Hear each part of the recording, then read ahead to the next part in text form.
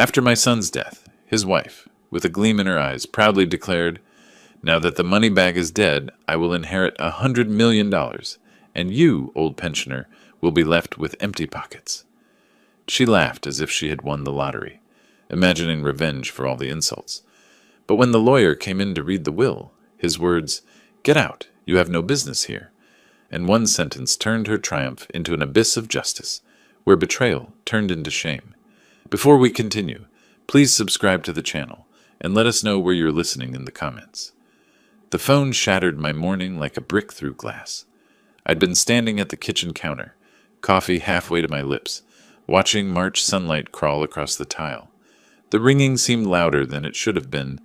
My hand trembled as I set the cup down and grabbed my cell. Loretta's name glowed on the screen. "Morton, Brent died last night." Her voice was flat, clinical, like she was reading a grocery list, not announcing that my son, my only son, was gone. "What? What happened? I just spoke to him 2 days ago." Heart stopped. The cancer. I have arrangements to make. Click. She hung up, just like that. No apology, no tears, no space for my questions. I stood there holding the phone, staring at the blank screen, my coffee forgotten and cooling. Brent had sounded weak when we'd talked, sure, but stable. The doctors had said months, maybe more. How could he just be gone? I packed with shaking hands. Underwear, shirt, toiletries thrown into an overnight bag. On my dresser sat a framed photo. Brent at 25, grinning on graduation day, his arm around my shoulders. I picked it up, remembering his voice from the hospital 2 weeks ago. "Dad, I'll beat this thing. I'm not done yet." But he was done, and I hadn't been there. The drive from my place in the suburbs to the San Diego estate took 45 minutes, though it felt like hours. I kept hitting redial through the car's speakers, listening to Loretta's voicemail message play over and over. Professional, distant. "Leave a message after the tone." "Loretta, it's me again. Please call me back. I need to know what happened. Was he alone? Did he say anything? I'm on my way. We need to plan the funeral together." Nothing. The calls went straight to voicemail, one after another. Each unanswered ring tightened the knot in my chest. Why wouldn't she answer? What was so urgent that she couldn't give me 5 minutes to talk about our son? I pulled onto the familiar street just after 9. The estate rose ahead, the house Brent had built with his software money, all modern angles and glass. I'd spent Thanksgivings there, birthdays, watched my grandson take his first steps on that lawn. But something was wrong. The wrought iron gate stood partially closed, narrowed to barely a person's width. Normally, Loretta left it open for family. I parked on the street, walked through the gap. 2 cars sat in the circular driveway, Loretta's white BMW and an unfamiliar black sedan. I didn't recognize it. Who was here? The front door opened before I reached it. Loretta stood in the threshold, blocking the entrance. She wore dark jeans and a cream sweater, her blonde hair pulled back tight. No tears, no redness around her eyes. She looked at me the way you'd look at a delivery man who'd arrived at an inconvenient time. "Loretta?" I moved to embrace her, to share this impossible grief, but she stepped back, crossed her arms. The message was clear. "Morton, don't make yourself too comfortable here. You came. That's enough already." I stopped, stared at her. "Loretta, he was my son. I need to see him. I need to understand." "There's nothing to understand. He's gone." "Where is he? Is he still inside? I want to sit with him." "The funeral home already picked him up. I handled it." "Without telling me? Without letting me say goodbye?" She shifted her weight, impatient. Behind her I could see into the living room. Brent's Eames chair, his collection of vintage electronics on the shelves, the photographs of our family. My family. But she stood there like a sentry, denying me access to my own son's home. "You'll get your chance at the funeral. That's in 3 days. I'll text you the details." She started to close the door. Actually started to close it, with me standing right there on the porch. "Loretta, what's going on here? Why are you acting like—" "Like what, Morton?" Her eyes hardened. "Like I'm in charge now? Because I am." The door shut. Not slammed. That would have been too emotional. Just a firm, final click of the latch. I stood there on the porch, staring at the polished wood, feeling the March wind cut through my jacket. Behind me, the black sedan sat in the driveway like a question mark. Above me, the sky stretched blue and indifferent. Inside, my son's belongings surrounded a woman who'd just shut me out of his death like I was a stranger. My prosecutor instincts stirred, dormant for 15 years since retirement, but still there, muscle memory kicking in. Something was wrong. Legally wrong. Emotionally wrong. I turned slowly, walked back down the drive, pulled out my phone. This time I wasn't calling Loretta. I scrolled through my contacts, found a name I hadn't called in months. Richard Moss, my former colleague, still practicing estate law. If Loretta had arranged body pickup, made funeral plans, taken control, she must have legal documents, a will, power of attorney, something, and I was going to find out what. The gate stood partially closed behind me as I reached the street. I looked back at the house one more time. In an upper window, Brent's old office, I saw movement, a shadow passing. Loretta probably already back to whatever business she'd been conducting with whoever owned that black sedan. I hit dial. Richard answered on the second ring. "Morton? Long time. What's going on?" I kept my voice steady, years of courtroom control holding me together. "My son died last night. His wife is acting strange, blocking me out, won't answer questions. I need advice on estate procedures. How fast can someone take control of a body? Make arrangements before family members are notified?" A pause. "Morton, I'm sorry for your loss, but that's unusual. Legally, she has standing as spouse, but the speed you're describing raises questions. When can we meet?" "Today," I said. "Now, if possible. Come to my office. 1 hour." I drove away from the estate, watching it shrink in my rearview mirror. Brent was in there somewhere. Not his body, not anymore, but his life, his possessions, his truth. And Loretta was standing guard over all of it, keeping me out with a closed door and a cold smile. But I'd spent 30 years as a prosecutor. I knew how to find the truth when people were hiding it.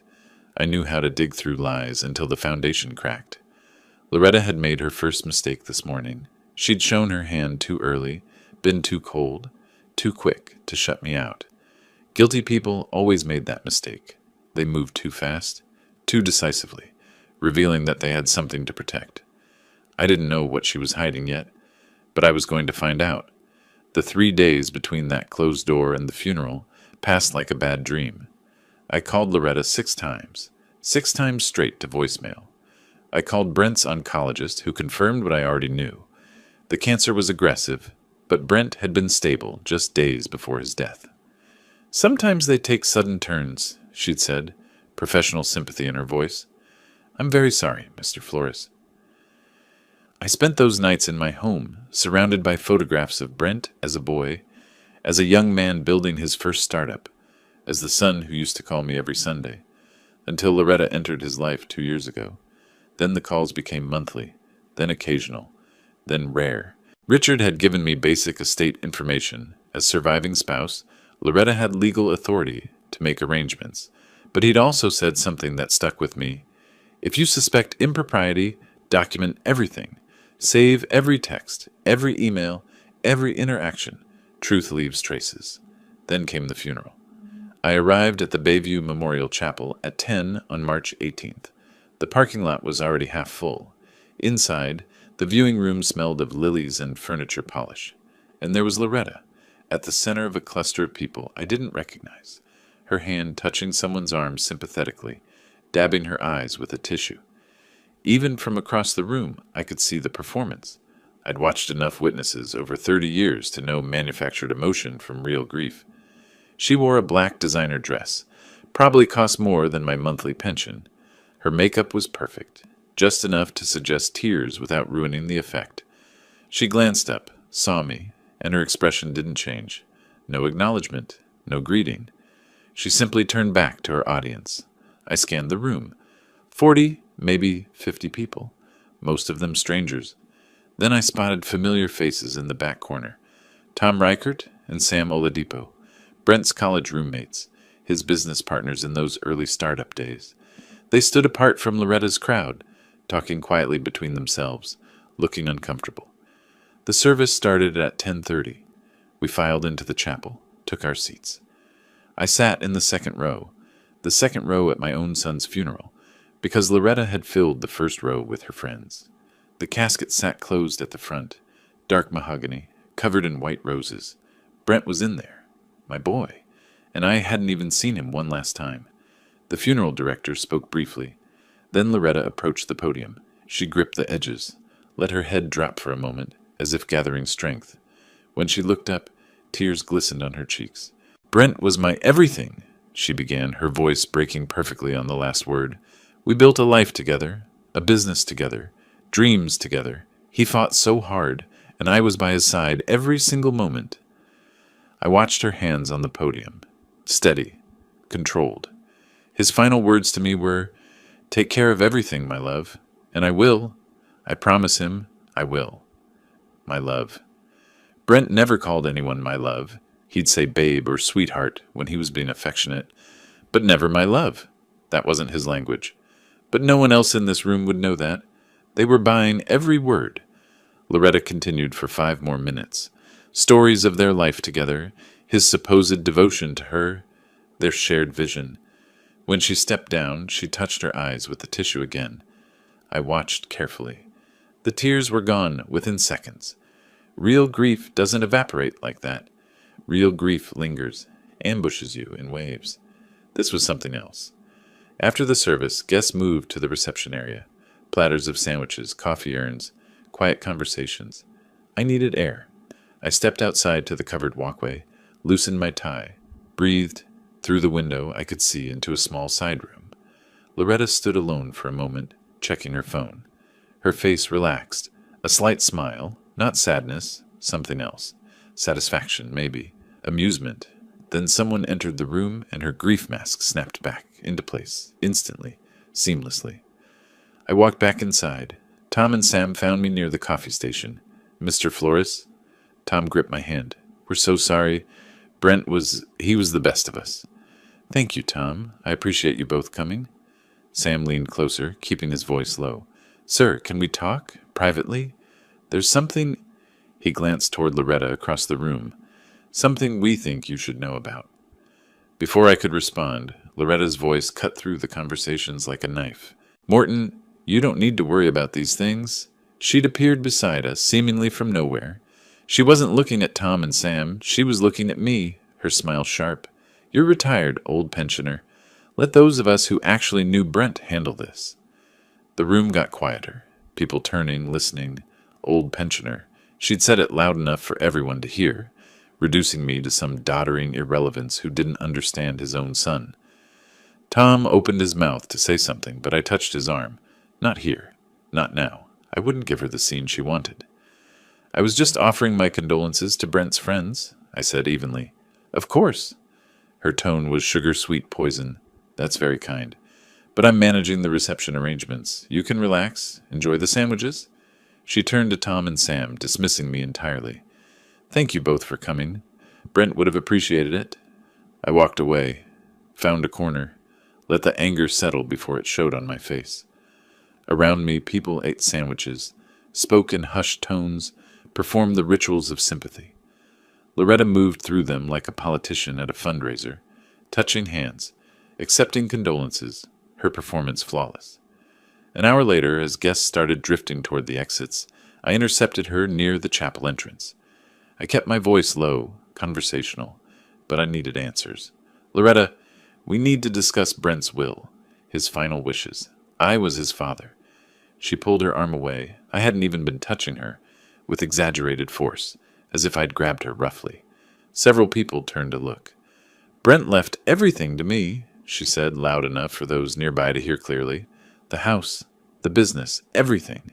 You're not needed here. Don't you understand? He wouldn't have, but he did. Accept it." She turned to a nearby couple, her voice immediately softening. "Excuse me, grief makes people behave strangely, doesn't it?" I stood there, watching her walk away, resume her performance. The couple glanced at me with pity, not for my loss, but for my apparent confusion, my elderly inability to accept reality. But I wasn't confused, not anymore. I was seeing clearly for the first time since that phone call. She wasn't just grieving differently. She was celebrating, and she wanted me to know it, wanted me to feel powerless, excluded, diminished, old pensioner, not needed here. I pulled out my phone, walked outside to the parking lot. The March afternoon was bright and cold. In my contacts, I found another name, Elena Vasquez, a private investigator I'd worked with on fraud cases years ago. If she was still working, still sharp, she could find things that lawyers and estate procedures couldn't. The phone rang twice before she answered. Morton Flores. Now there's a name I haven't heard in forever. How's retirement treating you? It's not, I said. I need your help. My son just died, and his wife is hiding something. I don't know what yet, but I need to find out. A pause. Then, tell me everything. I did. The cold phone call, the closed door, the funeral performance, the will claim, everything that had happened since that morning 3 days ago. Elena listened without interrupting. When I finished, she was quiet for a moment. Then, Morton, if she's lying about the will contents, we'll find out. If she's hiding assets, we'll find them.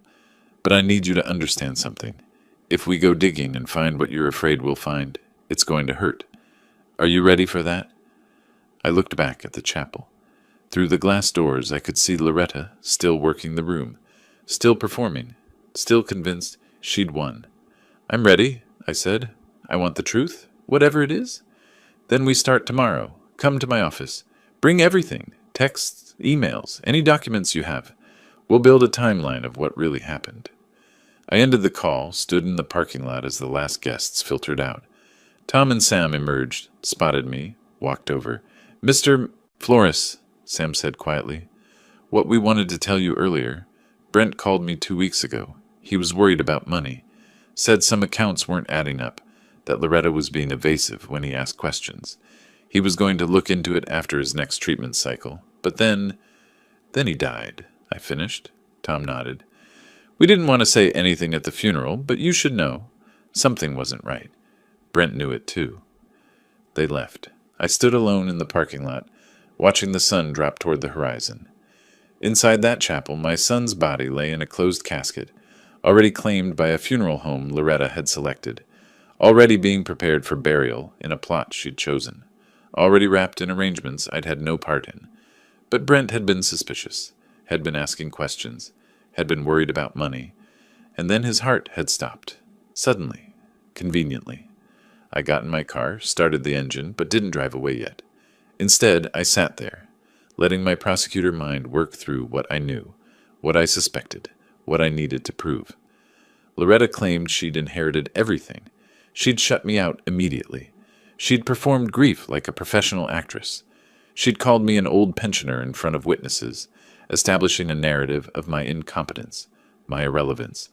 But she'd made mistakes. She'd been too cold too fast.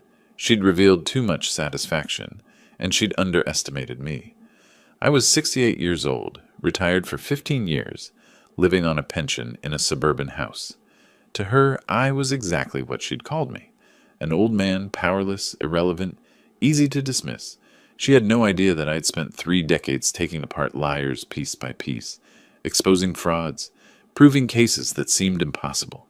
She didn't know that I'd never lost a major prosecution, never backed down from a fight, never stopped until I'd found every shred of truth. She thought she'd won. But the fight hadn't even started yet. I pulled out of the parking lot, drove home through the fading afternoon light. Tomorrow I'd meet with Elena. Tomorrow we'd start digging. And somewhere in the debris of my son's death, we'd find what Loretta was hiding. Because she was hiding something. I knew it the way I'd always known when a witness was lying on the stand. Not from the words, but from the spaces between them, from the things left unsaid, from the performance that was just a little too perfect. Brent had been asking questions about money. Then Brent had died, and now Loretta was in control of everything, shutting out anyone who might ask those same questions. That wasn't grief. That was strategy, and I was going to dismantle it. The call came as I sat in my car outside the funeral home, watching the last guests leave. The funeral director's voice was apologetic. Mr. Flores, I should have mentioned, the will reading is tonight, 6 o'clock at the estate. The attorney requested all family members attend. I checked my watch. I had 40 minutes. I needed coffee. I needed to think. I drove to the nearest cafe, ordered something I didn't drink, and tried to prepare myself for whatever Loretta had planned next. Because that's what this was. Another performance. Another humiliation. She wanted an audience when she claimed everything Brent had built. Fine. Let her have her moment. I arrived at the estate at 5:50. The front door stood open this time, not like this morning when she'd blocked my entry. I could hear voices inside, see people moving in the living room. I walked through the foyer, my shoes quiet on the marble Brent had imported from Italy. The living room had been arranged like a small courtroom. Chairs formed rows facing a mahogany desk, where an older man in a gray suit organized papers from a leather briefcase. 8 or 9 people sat scattered across the seats, faces I recognized from the funeral. Loretta's friends mostly, a distant cousin of Brent's I hadn't seen in years. And there was Loretta, seated in Brent's favorite chair, the leather recliner he'd brought from his first apartment, the one he'd refused to replace even when the leather cracked. She sat in it like a throne, her black dress replaced with a different outfit, makeup freshly applied. She looked rested, triumphant. She saw me enter and smiled, not the grief mask from earlier, a real smile, sharp and satisfied. "Everyone," she announced, her voice carrying across the room. "Let's be clear about what happens now." The conversation stopped. People turned. "Now that the money bag is dead," she paused, letting those words land. Money bag, her term for her dead husband. "I'll inherit the 100 million, the business, this house, everything Brent and I built together." She stood, pointed directly at me. "And Morton here? You'll be left with empty pockets. You can start packing your things, old man. Maybe find a retirement home that fits your budget." A few uncomfortable glances. One of her friends touched her arm, whispered something. Loretta ignored it. The attorney cleared his throat. "Mrs. Flores, perhaps we should—" "I'm just being honest, Robert. Everyone should know how things stand." She sat back down, arranging herself in Brent's chair, waiting. Robert Carmichael, I'd learned his name from the funeral director, was 70-something with silver hair and the bearing of someone who'd spent 50 years in courtrooms. He looked at Loretta with an expression I recognized from my own prosecutor days, the look you give someone who's about to receive very bad news. "Ladies and gentlemen, thank you for gathering on this difficult day. I am Robert Carmichael, attorney for the estate of Brent Michael Flores. I will now read the last will and testament, executed on February 28, 2025, and properly witnessed according to California law." He opened the sealed envelope with deliberate precision, pulled out several pages, adjusted his reading glasses. Then he looked directly at Loretta. "Mrs. Flores, please leave this room. You have no business here." Silence. Complete, total silence. Loretta laughed. A confused, uncertain sound. "Excuse me. This is my house. I'm his wife. You're not named in this will. Please leave so I can proceed with the reading."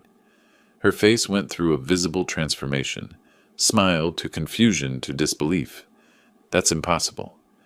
"Nevertheless," Carmichael gestured to the door, "this is a private reading for beneficiaries and witnesses only."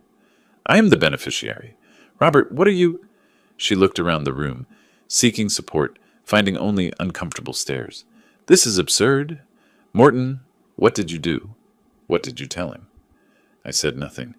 I couldn't have spoken if I'd wanted to. My throat had closed, my heart hammering. Carmichael continued, his voice flat and professional. "I'm going to proceed with the reading. Mrs. Flores, you may remain if you wish, but you will not interrupt." He began reading. "I, Brent Michael Flores, being of sound mind and body, do hereby declare this my last will and testament. To my father, Morton Flores, I leave my entire estate, including Flores Medtech Corporation, all real property, all financial accounts, and all personal property, with the exception of items specifically bequeathed to others." The words hung in the air. I couldn't process them, couldn't make them make sense. Loretta's face had gone white. She stood slowly from the chair, swaying slightly. "This is fraud," she whispered, then louder. "This is fraud! He manipulated Brent, poisoned his mind when he was weak and dying. Brent would never do this to me. Never!" She lunged toward me. One of the guests grabbed her arm, stopping her. "You'll pay for this, Morton. I'll take you to court and prove you're nothing but a manipulative old thief who took advantage of a sick man. You turned him against me. You isolated him. You—" "Mrs. Flores, Carmichael's voice cut through her screaming. "You need to leave. Now, or I'll call security." An assistant, a young woman I hadn't noticed before, moved to Loretta's side, took her elbow. Loretta jerked away, but the assistant persisted, guiding her firmly toward the door. "This isn't over," Loretta's voice echoed from the hallway. "I'll destroy you, Morton. I'll take everything. You'll regret this." The front door slammed. Through the window, I watched her storm to her BMW, engine roaring as she reversed down the driveway too fast, tires squealing. The room remained silent. Carmichael continued reading, small bequests to charities, personal items to old friends, procedures for the business transition. I heard the words without comprehending them. People began leaving quietly, murmuring condolences, avoiding eye contact. Within 15 minutes, the room had emptied except for Carmichael, his assistant, and me. I sat in one of the chairs, staring at my hands. Carmichael approached, holding the will document. "Mr. Flores, we need to talk. Privately. There's something your son wanted me to tell you."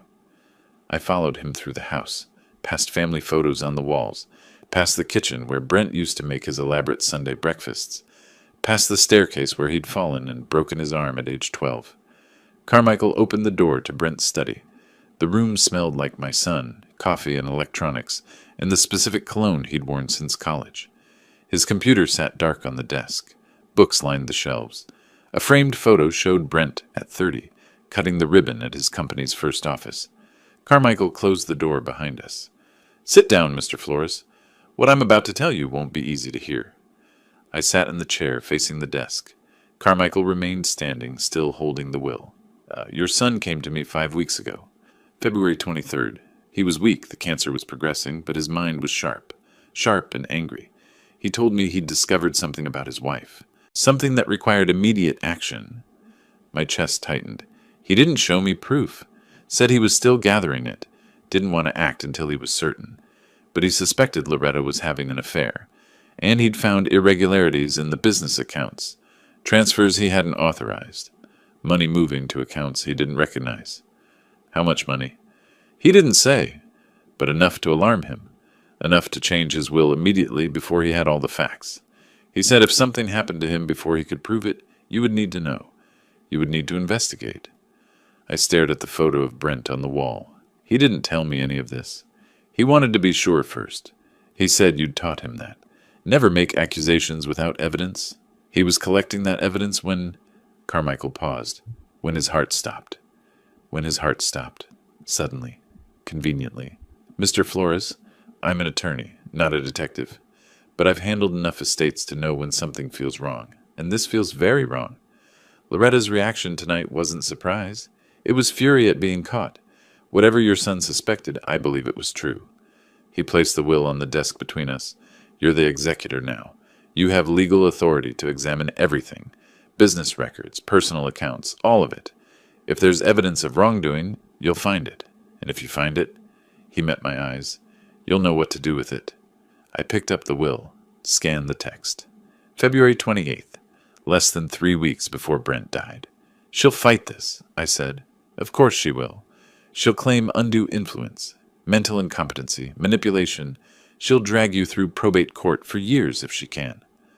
Carmichael pulled a business card from his jacket, set it on the desk. "You'll need a good estate attorney, not me. I'm the executor's counsel. I represent the estate itself. But this woman, Elizabeth Wright, she's the best in San Diego for contested wills." I took the card, looked at it without reading it. "One more thing," Carmichael said quietly. "Your son's last words to me when he signed this will. He said, 'If something happens to me, make sure my father knows I trusted him. Make sure he knows I'm sorry for letting her come between us.' Those were his exact words. My throat closed completely. I nodded, unable to speak. Carmichael left, closing the door softly behind him.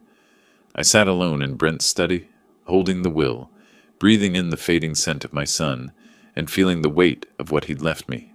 Not just money, not just property, but a mission. Find out what she did. Prove it. Make it right. Loretta had called me an old man, a powerless pensioner, someone to dismiss and humiliate. She had no idea what she'd just started. The week after the will reading passed in strange suspension, I stayed at my suburban home, not the estate. It felt wrong to move into Brent's house while everything remained so unsettled. Carmichael had explained some of it in that private meeting in Brent's study.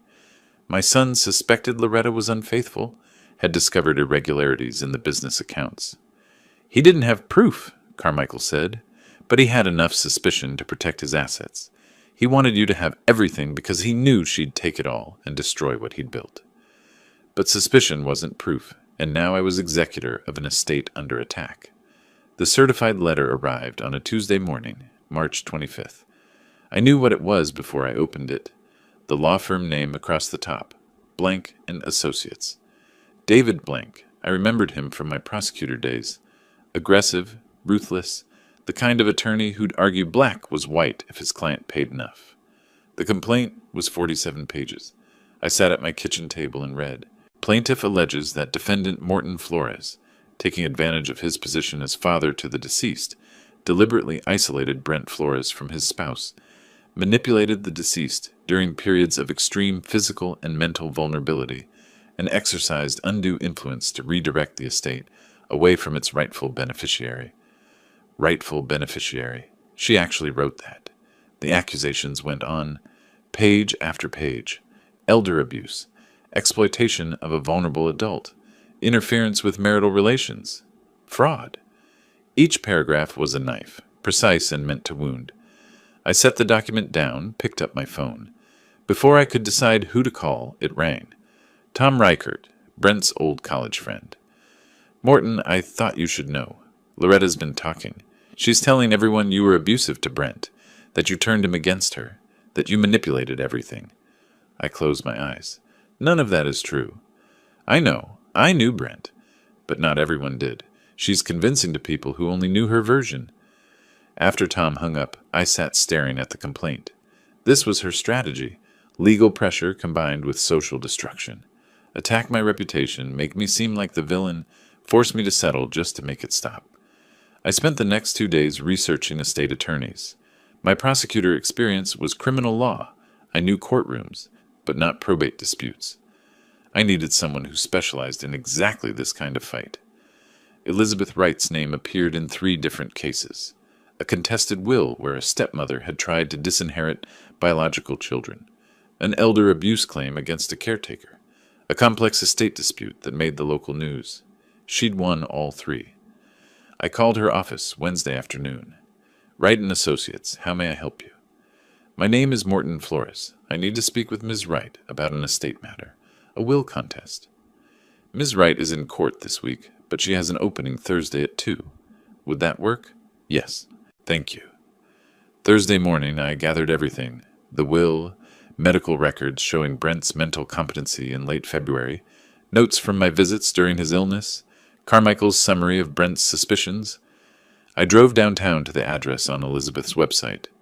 The office was a converted Victorian house on a quiet street, painted cream with dark green trim, professional, but not corporate.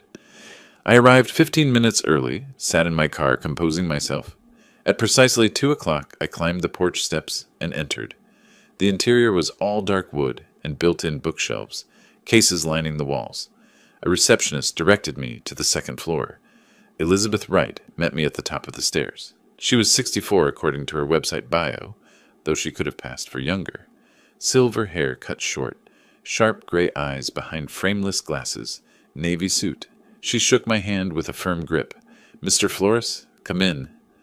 Her office faced the street, large windows, organized desk, diplomas on the wall. She gestured to a chair and sat across from me, not behind the desk, making this conversational rather than formal. Tell me about your relationship with your son, not the legal facts, the truth. How often did you see him during his illness? Every week, sometimes twice a week. He was my only child. Did you ever discuss the will with him? Never? I didn't know he'd changed it until Carmichael read it. She nodded, making notes on a yellow legal pad. The will is dated February 28th. What happened in late February? Why would Brent suddenly disinherit his wife? Carmichael mentioned Brent suspected something. Infidelity, financial irregularities. But I don't have proof. Then we find proof. Did Brent keep records? Computer files? Phone records? He had an office at the estate. I haven't been through it yet. Elizabeth leaned forward. Here's what we're dealing with. This lawsuit, she tapped the complaint I'd brought, claims undue influence and mental incompetency. But Brent was examined by his oncologist on February 27th. I checked. Medical records confirm cognitive function was unimpaired. The will was witnessed by 2 independent parties, neither of whom was you. She pulled out a highlighter, marked several sections of the complaint. So legally she has no grounds if the will was properly executed, which it was. But here's the problem. She looked up at me. She can drag this through probate court for 2-3 years. She can freeze the business assets, file motion after motion, destroy your reputation through discovery depositions. Every friend you have, every colleague Brent had, she'll depose them all, ask about your relationship with your son, plant doubts. By the time you win, your name will be mud, and the business will be worthless. So what do? We don't wait for that. We go on offense. We find out what Brent knew, and we prove it. I sat back, processing. You want to investigate her? I want to finish what your son started. If Loretta was stealing from the business, we find the transfers. If she was having an affair, we find evidence. We don't just defend this will contest. We file a countersuit. Fraud, breach of fiduciary duty, theft. We make her the defendant instead of you. Can we do that? Elizabeth smiled. Not warm exactly, but determined. Mr. Flores, I've been practicing estate law for 38 years. I've seen every trick, every manipulation, and I've never lost a case where the truth was on my side. If your son suspected wrongdoing, there's evidence. We just have to find it. She stood, walked to the window, looked out at the street. Here's my concern. You said Brent died suddenly. Heart failure from the cancer. But he was stable, collecting evidence, planning to take action. Then his heart stopped, conveniently before he could prove anything. I felt cold. You think? I don't think anything yet. I'm just noting the timing, which is why we need to move fast, before evidence disappears, before records get deleted, before witnesses forget or change their stories. She turned back to me. So here's what I need. Full access to Brent's office at the estate. His computer, phone, any personal records, financial statements from the business, employee contacts who might know about irregularities. Can you get me that? The estate is legally mine now. I can get you whatever you need. Good. She returned to her desk, wrote something on the legal pad. We start with Brent's digital life, computer, phone, email accounts. If he suspected infidelity and financial theft, he would have looked for evidence. We find what he found, or what he didn't live long enough to find. She tore off the page, handed it to me, a list of items she needed. Can you get me access to his office at the estate? I need to see where he worked. Tomorrow morning. She extended her hand again. Mr. Flores, I'm going to tell you something I don't usually tell clients on the first meeting. I came out of semi-retirement to take this case. You know why? I shook my head. Because I'm tired of seeing decent people destroyed by gold diggers and frauds. Your son knew something was wrong. He took steps to protect what he'd built, and then he died before he could finish the job. That deserves better than watching his widow steal everything while destroying his father's reputation. She met my eyes. We're going to finish what he started, and we're going to make sure she pays for whatever she did. I left her office feeling something I hadn't felt since Loretta's phone call 2 weeks ago. Purpose. Not just grief, not just confusion, actual direction. The drive back to my house took 40 minutes through afternoon traffic. I kept replaying Elizabeth's words. We go on offense. We find proof. We make her the defendant. That night, I sat at my kitchen table with the list Elizabeth had given me. Computer, phone, financial records, email accounts, everything Brent would have used to investigate his own wife. But there was a problem. Even if I had access to the estate, to Brent's office, his computer would be password protected, his phone locked, his email accounts secured. I couldn't hack those systems, didn't have the skills, didn't have the right, but I did have something else. Elena Vasquez, the private investigator I'd called after the funeral. She had those skills, or knew people who did. I pulled out my phone, found her number, sent a text. Need your help tomorrow, computer forensics. Can you meet me at the San Diego estate at 9 a.m.? Her response came in 30 seconds. Address? I sent it. Then I sat back, looked around my small kitchen, the house I'd lived in for 20 years, the quiet suburban life I'd settled into after retirement. That life was over. Had been over since Loretta's cold voice on the phone. Brent died last night. Now there was only this: the investigation, the evidence, the truth, and whatever came after we found it. I thought about Brent in those final weeks. Weak but determined, investigating his own wife, changing his will, trying to protect what he'd built. He'd known something was wrong, had been gathering proof. Then his heart stopped. Tomorrow, I'd start where he'd left off, find what he'd found, prove what he'd suspected. And if there was more to his death than cancer, if there was something deliberate, something criminal, I'd find that too. Elizabeth was right. We weren't playing defense. We were going on offense. And I wasn't that confused, grieving old man Loretta had dismissed at the funeral anymore. I was a prosecutor again, and she'd just become my target. Elizabeth arrived at the estate the next morning, carrying a laptop case and a determined expression. I'd spent the night gathering what I could access: Brent's business files, bank statements I'd found in his desk, the laptop he kept at home. I'd barely slept, running through scenarios, questions. What had Brent discovered? What had he been afraid to tell me? "Let's see what your son wanted us to find," Elizabeth said, setting up at his desk. Within 20 minutes, we had our first answer. She'd inserted a USB drive into Brent's laptop, running recovery software that scrolled through hundreds of deleted files. We watched the screen as file names appeared, one after another. Loretta Bank Transfers Zaib, Offshore Research PDF, CA Adultery Law, .docx. "Your son was investigating her," Elizabeth said quietly. "Look at these search terms: offshore accounts, adultery community property, invalidate inheritance California. He knew something was wrong." "When did he search these?" "Most recent activity is February 26th, 2 days before he changed the will." I stared at the screen. Brent had been dying, barely able to walk from his bed to the bathroom, and he'd been using what energy he had left to investigate his own wife. Elizabeth clicked through the recovered browser history. Pages about financial fraud, California state law, divorce proceedings. Each search was a breadcrumb, showing my son's growing suspicion, his determination to protect what he'd built. "We need to verify what he found," Elizabeth said. "These searches tell us what he suspected. We need proof of what actually happened." I stepped out of the office to make a call. Richard Moss, the estate attorney who'd first advised me, had connections beyond legal practice. I dialed his number.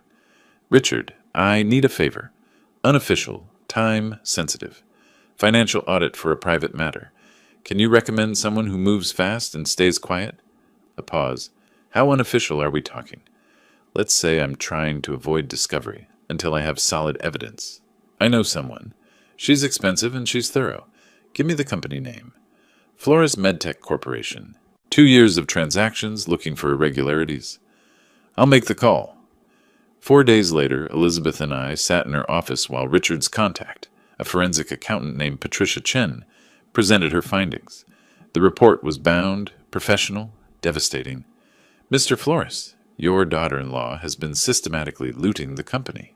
Patricia's finger traced down columns of numbers. $2.3 million over 18 months, transferred to accounts in the Cayman Islands. Every transaction was authorized under her signature authority, perfectly legal on paper, completely fraudulent in reality. Elizabeth leaned forward.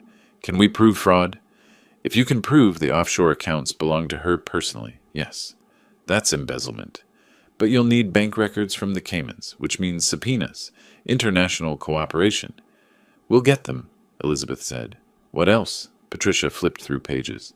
The transfers were disguised as consulting fees and equipment purchases, all approved during periods when Mr. Flores, the deceased, was hospitalized or undergoing treatment. She waited for his vulnerable moments. I felt cold rage settle in my chest. While Brent was fighting cancer, struggling to survive, she'd been stealing from the company he'd built. "Thank you, Patricia," Elizabeth said. "We'll need you to testify when this goes to court." After Patricia left, Elizabeth turned to me. "This is solid evidence, but we need more. The financial theft proves embezzlement. But in California, we can also pursue her for breach of fiduciary duty if we can prove infidelity. Community property laws work in our favor. A spouse who commits adultery during the marriage can lose inheritance rights. How do we prove an affair? Elizabeth pulled out her phone, scrolled through contacts. I know someone. Marcus Webb, former SDPD detective, runs a private investigation firm now. He's expensive, but he's the best. We met Webb the next day in his office, a converted loft downtown. He was 60, built like someone who still hit the gym regularly, with sharp gray eyes that had seen too much. Elizabeth spread the evidence across his desk, the financial records, Brent's search history, our suspicions about Loretta's activities. I'll establish her patterns first, Webb said. Where she goes, who she meets, daily routines. If there's another person in the picture, I'll find them. Usually takes a week, maybe 2. We need documentation, Elizabeth said. Photos, videos, timestamps. Admissible quality. Webb smiled slightly. I know what courts need, counselor. 30 years SDPD, remember? 5 days into the surveillance, Webb sent encrypted files to Elizabeth's secure email. We watched on her office computer as the video played. A parking garage. Loretta's white BMW pulling into a space. A man approaching, mid-30s, fit, wearing gym clothes. They embraced. Not a friendly hug. A passionate kiss that lasted long enough to leave no doubt about their relationship. The video continued. More meetings. Her entering his apartment building, leaving 3 hours later, coffee shop encounters where they sat close, holding hands across the table. The timestamp showed a pattern, 3, sometimes 4 times a week. Webb's accompanying report was thorough. Subject, Loretta Flores. Secondary subject, Mark Taylor, age 39, fitness trainer at Elite Gym San Diego. Relationship patterns suggest long-term affair, not recent development. Social media analysis indicates interaction dating back approximately 14 months. I stared at the screen, watching Loretta laugh at something Mark said. 14 months. Brent had been diagnosed with pancreatic cancer 16 months ago. While Brent was dying, I said. Elizabeth's voice was quiet. While Brent was dying, in California, adultery during marriage affects community property rights. This changes everything. She paused the video on a frame of Loretta and Mark kissing. This is enough. We can file a counter motion, present the adultery evidence, potentially stop her lawsuit entirely. I looked at the photos Webb had provided, dozens of them cataloging the affair in painful detail. Loretta's face, mid-laugh, her hand on Mark's chest, the two of them entering his apartment, oblivious to surveillance. I thought of Brent, weak and struggling, still trying to investigate his wife, still trying to protect what he'd built. He'd known, he'd suspected, and he'd died before he could prove it. No, I said quietly. Elizabeth looked up, surprised. No? We don't show our hand yet. Let her think she's winning. I want to know everything. How long this has been going on? What else she's hiding? We keep digging. Elizabeth studied me for a moment. Something shifted in her expression. Recognition, maybe. Understanding that this wasn't just about winning a case anymore. This was about justice. Complete, thorough, undeniable justice. All right, she said. Webb continues surveillance. I picked up one of the photos, Loretta's face, mid-laugh, completely unaware she was being documented, and slipped it into my briefcase.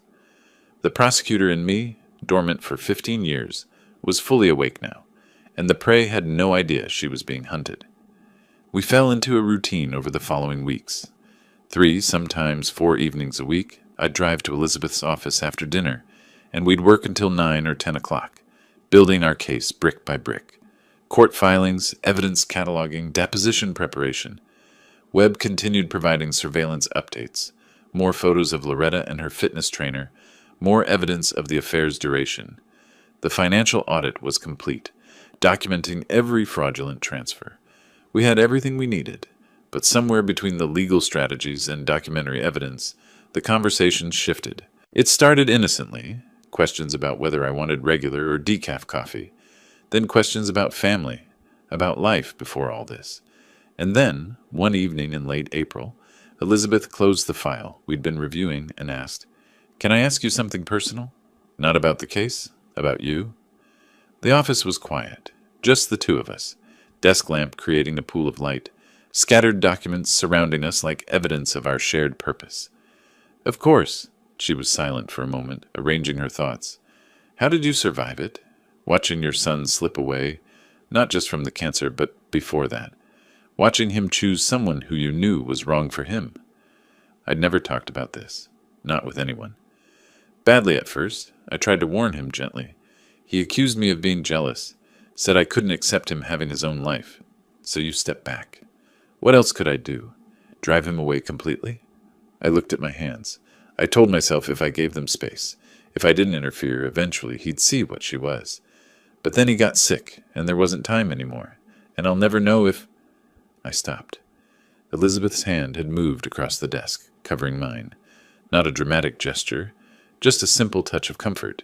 You couldn't have changed it, she said. Some people see what they want to see until reality forces the truth on them. Believe me, I know.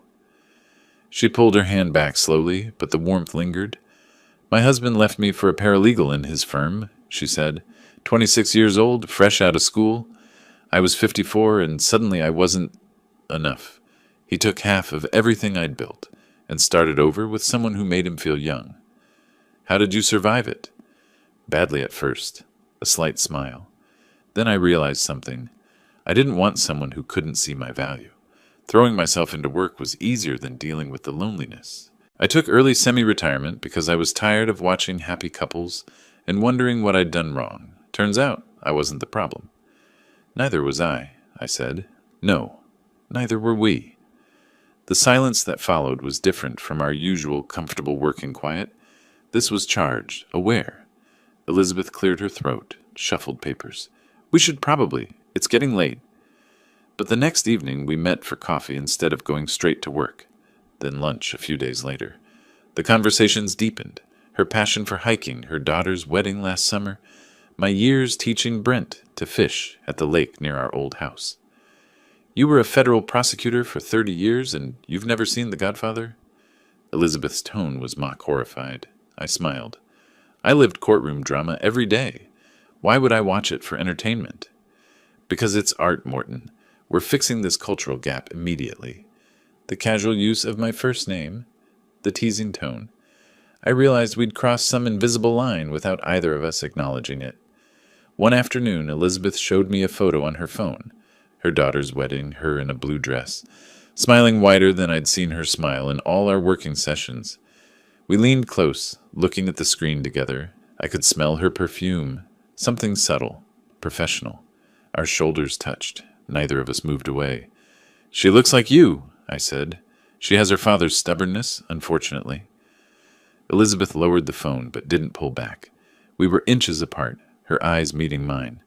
For a moment, neither of us spoke. The air felt different, charged. Then her phone buzzed. She straightened, checking the message. The moment broken. It's my assistant. David Blank filed something. Emergency motion. She's bringing it over now. 20 minutes later, we read Blank's filing together. Improper relationship. Conflict of interest. Ethical violation, compromising representation. The language was inflammatory, accusatory, designed to discredit both of us. Elizabeth's face flushed with anger. This is David Blank's specialty. When he can't win on facts, he goes after character. He's claiming we have an improper relationship that compromises my representation. Do we? She looked at me carefully. Have an improper relationship? Or do we have a relationship that David Blank is trying to make look improper? Both questions matter. Yes, they do. She set down the motion, rubbed her temples. I should recuse myself. It's the safe choice. I can refer you to another attorney, someone equally qualified. I looked at her across the desk, this woman who understood my pain, who'd helped me find my strength again, who'd become more than just my legal counsel over these weeks. Is that what you want? Her hand rested on the motion document, her professional armor firmly in place, but her eyes revealed something else. What I want, she said slowly, and what's right aren't always the same thing. I stood, preparing to leave for the evening. The late hour, the accumulated tension of weeks working together, the weight of Blank's accusations, it all pressed down on us. Then we need to decide which matters more. I moved toward the door, then paused, turned back. For what it's worth, Elizabeth, I haven't felt this clear-headed in years. You don't compromise my judgment. You sharpen it. I left her there, sitting alone in her office, the motion on her desk between us like a challenge. Outside, I sat in my car for a long time before starting the engine. The evening air was cool, the street quiet. Through her window, I could see Elizabeth still at her desk, reading the motion again, weighing her options. Professional safety or personal risk, legal propriety or human connection. I understood the dilemma. I was living it too, this unexpected feeling of coming back to life after years of numbness, of isolation. Meeting someone who saw me not as an old man, not as a retired prosecutor, living on memories, but as someone with value, someone worth knowing. Loretta had tried to diminish me, had called me a powerless pensioner, irrelevant, easily dismissed. But Elizabeth saw something different, and I saw her, not just the competent attorney, but the woman who'd survived betrayal and built herself back stronger. I started the car, pulled away from the curb. Behind me, the light in Elizabeth's office stayed on. Tomorrow, she'd make her decision. Tomorrow, we'd face whatever came next. But tonight, driving home through empty streets, I felt something I hadn't felt in years. Hope. Not just for justice against Loretta, not just for winning the case. Hope that maybe, at 68, life still had surprises left. Good ones. The hearing was set for the first week of May. Elizabeth filed her response to Blank's motion, a 20-page brief that addressed the improper relationship claim directly while pivoting to the evidence we'd gathered against Loretta. She'd decided not to run from the accusation, but to meet it head-on, then demonstrate through her preparation and advocacy that our friendship strengthened rather than compromised her representation. I spent that week in strange preparation, reviewing potential testimony, organizing documents, mentally returning to courtroom space I'd inhabited for 30 years. But this time would be different. This time, I wouldn't stand at the prosecution table directing the case. I'd sit at the defendant's table, trusting someone else to fight for me. The morning of the hearing, I put on my courtroom suit, charcoal gray, slightly tight across the shoulders after 3 years of retirement, and knotted my tie. Elizabeth met me at the courthouse steps. We entered together. The smell hit me first, old wood and floor polish, the particular scent of legal proceedings that I'd forgotten until that moment. The probate courtroom was smaller than the criminal courts I'd known, but the weight was the same. Judge Patricia Hendricks presided from the bench, 60-something silver hair, the expression of someone who'd seen every manipulation tactic in probate litigation. Elizabeth squeezed my arm briefly before opening her briefcase with practiced precision. We took our seats at the defendant's table. Across the aisle, David Blank arranged his documents with theatrical flair, Loretta beside him in conservative black, playing the wronged widow. "Let's begin," Judge Hendricks said. "Mr. Blank, your motion to disqualify counsel." Blank stood, gestured broadly. "Your Honor, the evidence shows an unconscionable relationship between attorney and client. Ms. Wright and Mr. Flores have been seen together repeatedly at restaurants. Spending evenings alone in her office." He pulled out photos, apparently of us at lunch. "This goes beyond professional representation. It compromises Ms. Wright's judgment and creates ethical violations that demand her removal from this case." Judge Hendricks looked at Elizabeth. "Ms. Wright?" Elizabeth stood calmly. "Your Honor, Mr. Flores and I have developed mutual respect and friendship during this representation. I won't apologize for treating my client as a human being rather than a case file. My judgment remains sound, my advocacy vigorous, and my ethics intact. Mr. Blank has presented innuendo, but no evidence of impairment." The judge studied both attorneys for a moment. "Mr. Blank, you've presented innuendo, but no evidence that Ms. Wright's representation has been compromised. Attorneys and clients are human beings who sometimes form friendships. Unless you can demonstrate actual impairment of judgment or ethical violation, this motion is denied. Ms. Wright remains counsel of record." Blank's jaw tightened. He sat down, whispered something to Loretta. "Now," Judge Hendricks said, "let's address the will contest itself." The next 2 hours were methodical demolition. Blank called witnesses, a neighbor who'd seen my car at the estate frequently, a distant acquaintance who claimed I'd been hovering over Brent during his illness. Each testimony painted me as predatory, manipulative, taking advantage of my dying son. Elizabeth's cross-examinations were surgical. Mrs. Patterson, you testified you saw Mr. Flores visit his son frequently. Did you ever witness any of these visits? No, but I saw his car. So you don't know what occurred during these visits? Well, no, but did you know that Brent Flores called his father every Sunday for 20 years before his illness? Silence. Let me rephrase. You're testifying about frequency of visits, but have no personal knowledge of their nature or content, correct? I suppose. Elizabeth presented medical records from Brent's oncologist, documenting his cognitive function was unimpaired through February 28th, the day he signed the will. Robert Carmichael testified about the will execution, confirming Brent's clarity of mind, his deliberate choices, his specific instructions. Then Elizabeth made her move. Your Honor, the defense has focused on Mr. Flores's relationship with his dying son. I'd like to redirect attention to Mrs. Flores's relationship with someone else during that same period. She pressed a button. The courtroom screen flickered to life. The photograph was large, undeniable. Loretta and a younger man kissing in a parking garage. The timestamp read January 15th, 2025. The courtroom went silent. Collective intake of breath. This is Loretta Flores with Mark Taylor, taken on January 15th of this year. Brent Flores was alive, undergoing chemotherapy. The affair had been ongoing for over a year. More photos. Loretta and Mark embracing, entering his apartment building. Sitting close at a cafe, holding hands. I watched Loretta's face drain of color. Blank leaned over, whispered urgently. Your Honor, Elizabeth continued, in California, adultery during marriage affects community property rights and inheritance. Mrs. Flores wasn't the devoted wife caring for her dying husband. She was conducting a long-term affair while planning to inherit his estate. Loretta stood abruptly in the gallery. Those photos are misleading. Mark was helping me through a difficult time. He was a friend when I needed support. Elizabeth's expression didn't change. A friend you bought a $15,000 Rolex for using marital funds? She held up financial records.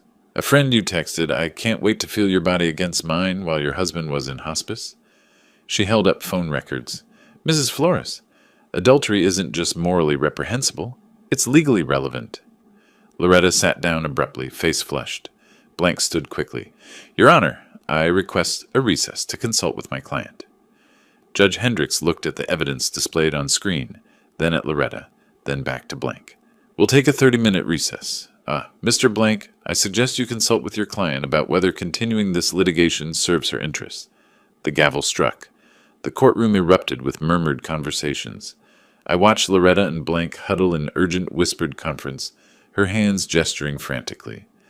Elizabeth packed her evidence binders methodically, her face professionally neutral, but she caught my eye, a moment of shared understanding. I stood, needing air. The hallway was crowded with people from the gallery, reporters with notebooks, curious observers, and there, standing against the far wall, watching me with an expression of pure hatred, was a man I recognized only from surveillance photos, Mark Taylor, the fitness trainer. He'd come to court. Our eyes met across the crowded hallway. He pushed off the wall and walked toward me deliberately. Mark Taylor crossed the courthouse hallway with deliberate strides, his expression a mixture of anger and something else. Fear, maybe, or desperation. I'd seen his face only in surveillance photos until now, frozen moments of intimacy with Loretta. In person, he was younger than I'd realized, probably not even 40, wearing expensive workout gear like armor. He stopped 3 feet away, close enough to be confrontational, far enough to avoid causing a scene that might bring courthouse security. You happy now? His voice was tight, controlled. My face is all over those photos in court. My name's going to be in every news report. You've destroyed my reputation, my business. Clients are already canceling. I looked at him steadily. 30 years as a prosecutor taught me when to stay silent. Let the subject talk themselves into corners. Your reputation? I kept my voice calm. My son is dead. Mark's anger deflated slightly. I didn't know how sick he was at first. She said they were separated, practically divorced. But you learned the truth? Yeah, I learned. He looked away, jaw working. You think you know what she is? You don't know half of it. She talked about him like he was already dead, counted his money while he was still breathing. Before I could respond, Elizabeth emerged from the courtroom. She read the situation instantly, stepped between us with professional authority. "Mr. Taylor, I'm Elizabeth Wright, Mr. Flores's attorney. If you have something to say that's relevant to this case, we can discuss it properly. Otherwise, you should leave."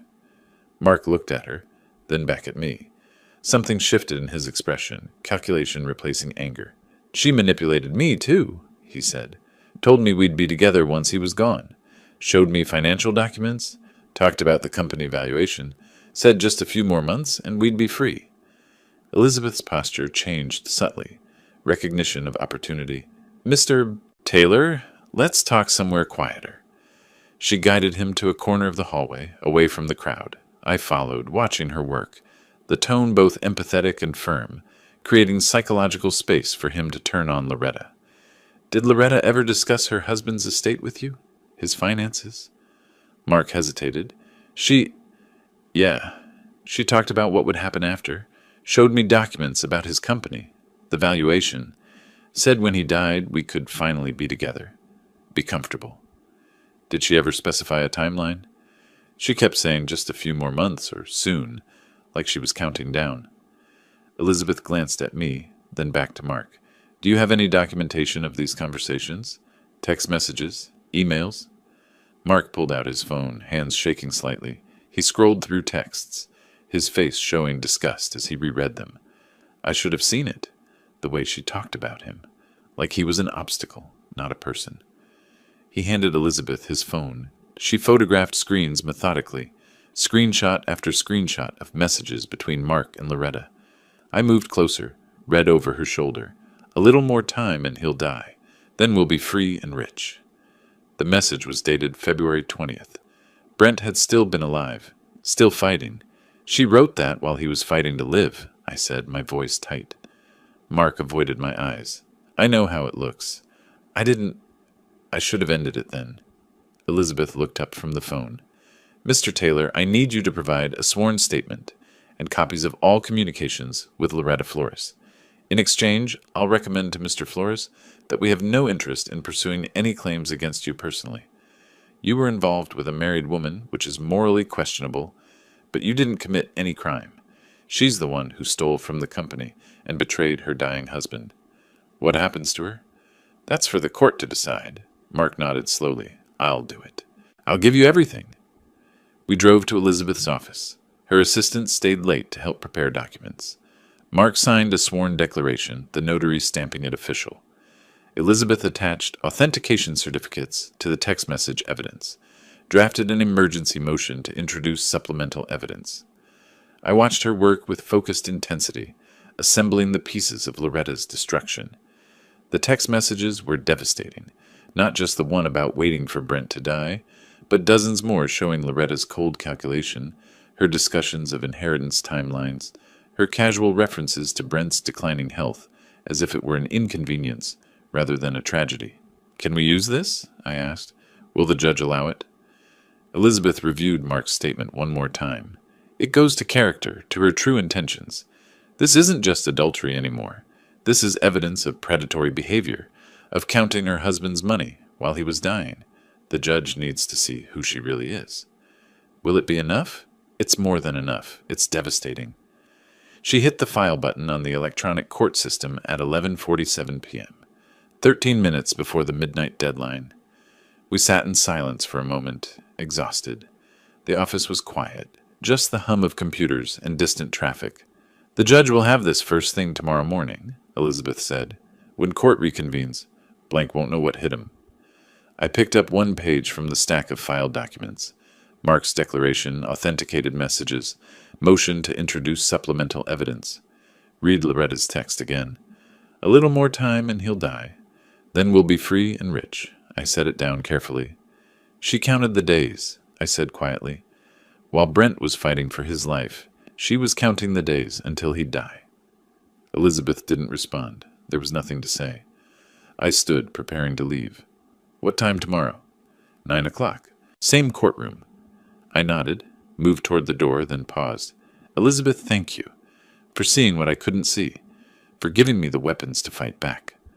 She looked at me across the desk, this woman who'd become more than just my attorney, who'd helped me find strength I'd thought was gone. "We finish this tomorrow," she said. I left the office, drove home through empty streets. But I didn't sleep.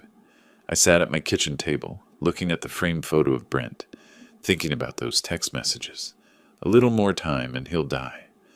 Loretta had written those words while Brent struggled to breathe, while he underwent chemotherapy, while he fought with every ounce of strength to survive. She hadn't just betrayed him. She'd waited, calculated, counted down to his death like it was something to celebrate. Tomorrow, the judge would see it all. Tomorrow, whatever sympathy Loretta might have claimed as a grieving widow would evaporate in the face of her own words. Tomorrow, justice would be complete. But tonight, I just sat with my son's photograph and felt the weight of what we'd discovered. Not just theft, not just adultery, but something colder and more calculated than I'd imagined possible. I returned to the courthouse the next morning with less than 4 hours of sleep. The images from Mark Taylor's phone, those text messages Loretta counting down days to Brent's death, had played on repeat behind my closed eyelids.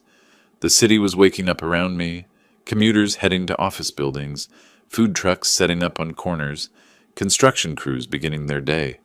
But I felt removed from all of it, suspended in this legal limbo where my son's memory and legacy hung in the balance. Elizabeth met me at the courthouse steps, her expression telling me she'd slept as little as I had. "Ready?" she asked. I nodded. Neither of us spoke about what ready meant. Ready to win, ready to watch Loretta's final defeat, ready to close this chapter.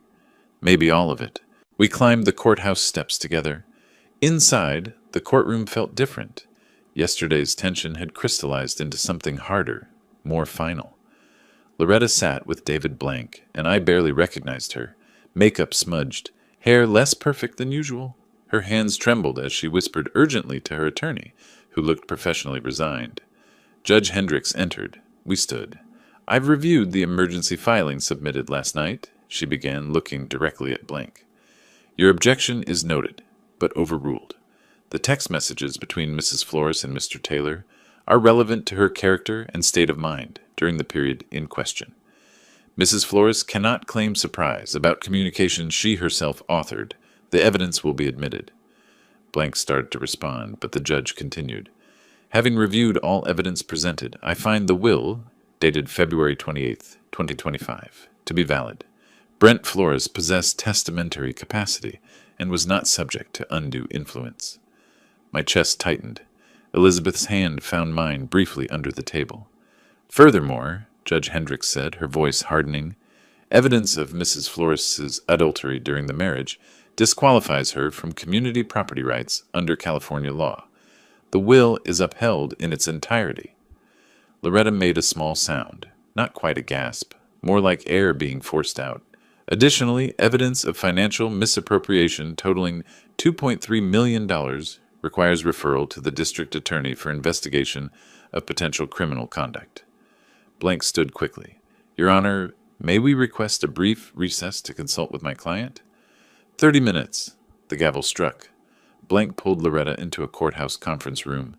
Through the window, I watched them, his hands gesturing, explaining, probably telling her what I already knew. She'd lost everything. The question now was whether she'd face criminal charges too. Elizabeth and I waited in the hallway. She reviewed notes, prepared for whatever came next. I just stood there, feeling strangely empty. This was victory. Complete, total victory. So why did it feel hollow? When we reconvened, Blank stood with the careful posture of someone about to surrender. "Your Honor, my client wishes to avoid further litigation. We propose a comprehensive settlement. Mrs. Flores will return all disputed funds to Flores MedTech Corporation, release any and all claims to the estate, and accept appropriate restrictions. In exchange, Mr. Flores agrees not to pursue criminal charges or civil damages beyond restitution." Judge Hendricks looked at me. "Mr. Flores, do you wish to consider this proposal?" I glanced at Elizabeth. She nodded slightly, not telling me what to decide, just confirming it was my choice. "Yes, Your Honor." We moved to the conference room, Morton and Loretta sitting on opposite sides of the table for the first time since the funeral. She wouldn't look at me. Blank and Elizabeth hammered out terms while we sat in silence. Elizabeth leaned close, whispered, "You don't have to accept this. You could push for criminal prosecution. She stole from Brent's company while he was dying." And spend the next 3 years in depositions and trials, watching her face, hearing her voice. I shook my head. No, I want her gone. Completely gone from my life. This does that. Then we accept. We accept. The settlement took 90 minutes to finalize. Elizabeth wrote notes in her precise handwriting. Blank tried to salvage anything for his client. He got nothing. Comprehensive release, return of all funds, restraining order preventing her from contacting me or interfering with company operations, her signature on documents waiving all rights to Brent's estate forever. Back in the courtroom, the court reporter brought the documents, placed them in front of Loretta. Blank pushed a pen toward her. Her hand hovered over the signature line for a long moment. I watched her face, saw the recognition that signing meant accepting total defeat. No inheritance, no company, no legacy from the man she'd betrayed. She signed. Each page turned with a sound that seemed loud in the quiet courtroom. "Your Honor," Blank said, "the settlement has been executed. Mrs. Flores has signed all documents, including the comprehensive release and acknowledgement of terms." Judge Hendricks nodded.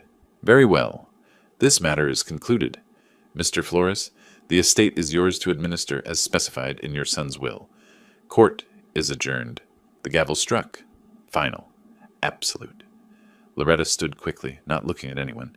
She walked rapidly toward the exit, Blank following. But at the door, she paused, hand on the doorframe, shoulders tense. For a second I thought she might turn back, might say something. She didn't. The door closed with a soft click of finality. People began filing out, reporters seeking comment, court staff clearing paperwork. Elizabeth gathered documents into her briefcase. I remained seated, staring at the empty space where Loretta had been. Finally, I stood. "What now?" Elizabeth asked. I looked around the empty courtroom, the place where justice was served, where Brent's will was upheld, where Loretta was defeated. "Now," I said, "I need to go to the estate. Brent's office. There's work to do." "Want company?" I considered, then nodded. We left the courthouse together, walking past the cluster of reporters. Elizabeth gave brief, no comment, while I stayed silent. We got into separate cars with plans to meet at the estate. I drove through San Diego streets, morning becoming afternoon.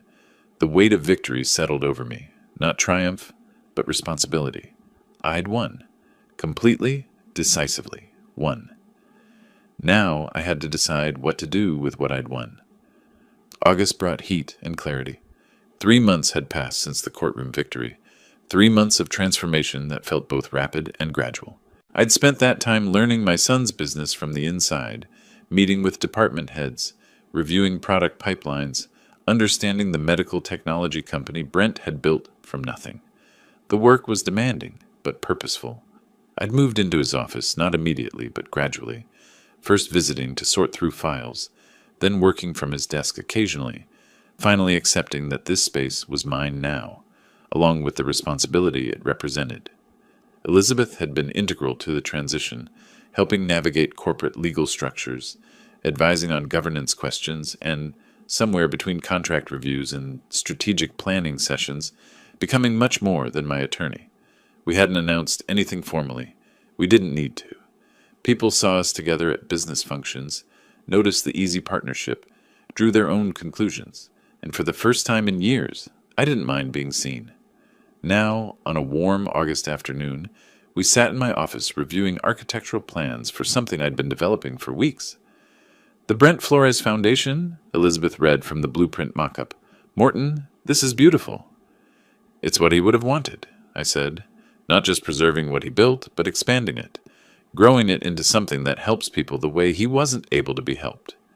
The foundation would provide financial assistance to families dealing with cancer treatment costs, fund pancreatic cancer research, support hospice care, $10 million as initial endowment, Brent's company helping people through medical technology, the foundation extending that mission to direct patient support."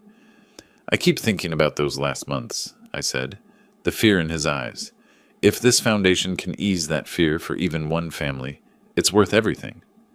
Elizabeth's hand touched my shoulder. This is the right way to honor him. That evening, I presented the foundation concept to the company board. Standing at the head of the conference table, Brent's former position, I explained the mission, the funding structure, the projected impact. I'm establishing the Brent Flores Foundation with a $10 million endowment, I said. Its mission will be supporting families dealing with cancer treatment costs and funding pancreatic cancer research. Brent built this company to help people through medical technology. The foundation extends that mission to direct patient support. My voice caught slightly when I said, the Brent Flores Foundation, first time speaking the name aloud publicly. I found Elizabeth's expression across the room, drew strength from it, continued, it's what he would have wanted.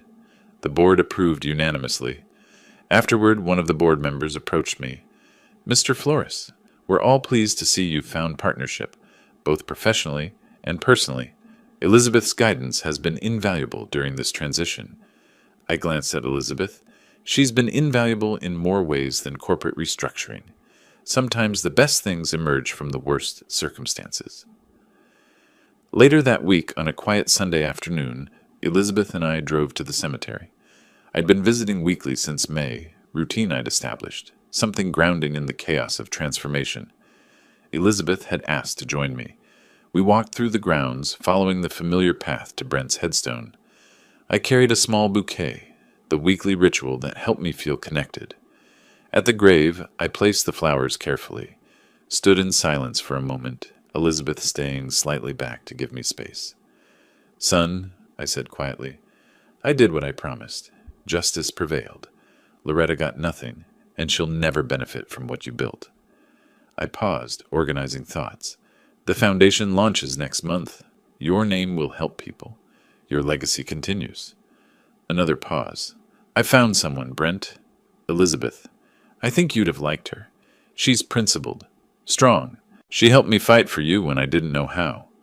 The longest pause yet. I miss you. That doesn't change. But I'm okay now. Finally, okay. Elizabeth moved closer, taking my hand. We stood together in comfortable silence. You come here every week? She asked eventually. Every Sunday. It's become my routine.